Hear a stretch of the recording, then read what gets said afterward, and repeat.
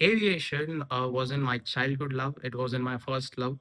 It was more like I was interested in my later years, and then we started dating, discussed with my parents, and then we liked each other. So went for it. And it's been 1 year since I called Inside Aviation for applying for the cadet program.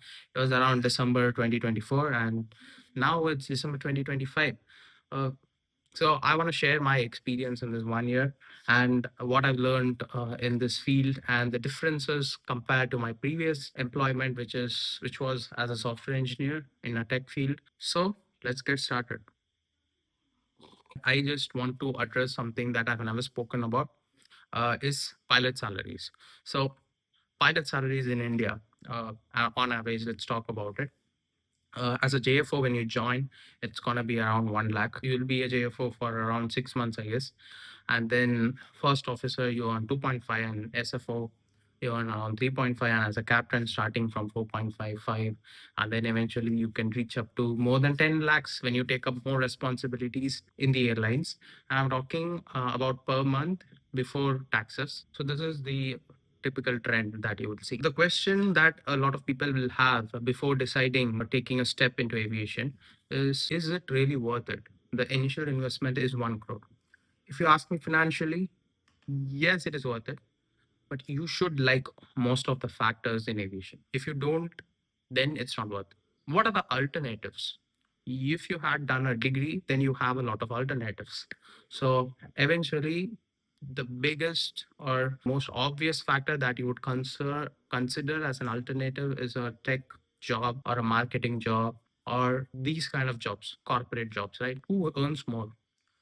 On average, by on average, I mean that if I take 100 pilots and average out their salary, and if I take 100 people in this industry or XY, whatever industry you're talking about, if I compare it like that, then pilot jobs are going to be difficult to beat. One or two jobs going to come above it, but still, pilot jobs are going to beat most of them. For example, if you're a software engineer, if you're part of the 0.001 so talented, really good, you go to an MNC company or a good startup, you might be able to reach that 1 crore plus basic salary. It is possible, but you should be part of the 0.01 percentage of people, maybe. You should come from a top tier college and you should have been practicing your skills. You should have been honing your skills. You should have good marketing abilities and networking abilities, then you're good to go. But on average, if I take all captains, they're gonna earn minimum 4 to 5 lakhs. That is the difference. So it is possible to earn equal or more than what you earn as a pilot, but the probability or the efforts that are required are a lot high. By pilot, I especially mean commercial pilots. In terms of money, the fruitful jobs are mostly commercial pilots and cargo pilots. And this is one of the reasons that pilot salaries are not adjusted according to inflation, because there are no other a lot of competitive careers out there to provide this salary.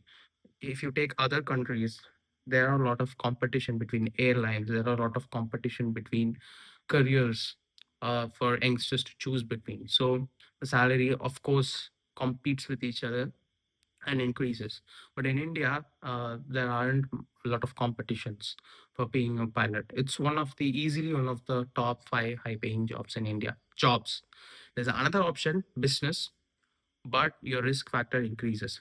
If I rate aviation's risk around 5, 6 out of 10, then I would rate a business around 8, 9 out of 10. The risk is high, of course. If you're fresh to business, if you already have a support or something, it's a different case. But if you're totally new to business, it does have a higher risk factor. But if you're just choosing a tech job which doesn't have medical necessities, which doesn't declare you unfit later in your career, then it's around 2 to 3 out of 10. And in this 1 year, what have I observed in aviation? The culture is a bit different. You don't see the Western influence in this field. So in IT, you can wear casuals to office. You can call your manager using their own name. This particular culture is there. It was there in my IT job. A lot of you would know this, but this culture is a bit different in aviation. So we usually call our seniors sir. By senior, not by age, by hours. And that is, of course, a reasonable thing. I wouldn't say it's bad.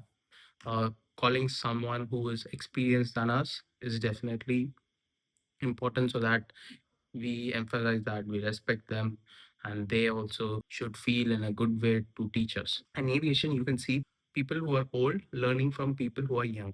So treat everyone with respect when you come to aviation. Because the initial days it was tough for me. It was tough for me in the IT job to call the person or the managers with their names. Now I'm getting back changing back to my previous lifestyle, which was what I was using at college, using sir, ma'am, uh, and addressing them with respect. And the way you dress is very important. The way you show yourself is also very important here. It is important in all sorts of careers, but in IT, you have the flexibility. I mean, you are not judged for your looks, of course. No one cares about your look.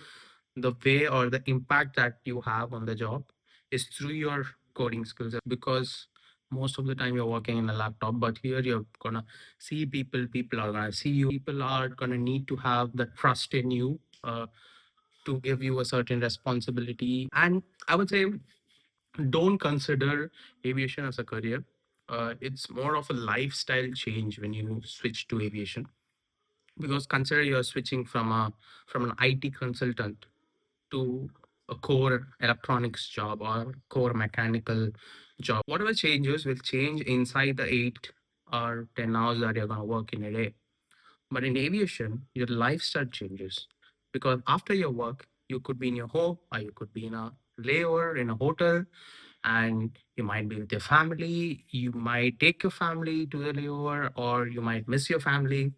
So you have to be okay with this new lifestyle. And daily now I am adjusted to always thinking about my medicals. So you should take care of your medical health also. You should keep things in mind before eating something, before taking a decision, before risking something, before doing a stunt or before doing adrenaline high stunts in your life. So you'll be thinking a lot about your career again and again and again. Everything comes back to aviation. That's one of the reasons salary is high. Your discipline, your health, and et cetera, has to be maintained and taken care by you. And things could go really, really wrong if you don't do the right things, or if you don't take care of yourselves throughout this journey. Take care of your health, take care of your mental health, take care of your physical health. If you've recently stepped into aviation, please comment down what you like or don't like about aviation. Let's talk about it. And thanks for watching this video. This was not a serious video, it was like a mix up of thoughts, and I wanted to express my opinions. Thanks for watching this video. See you in the next one. Bye bye.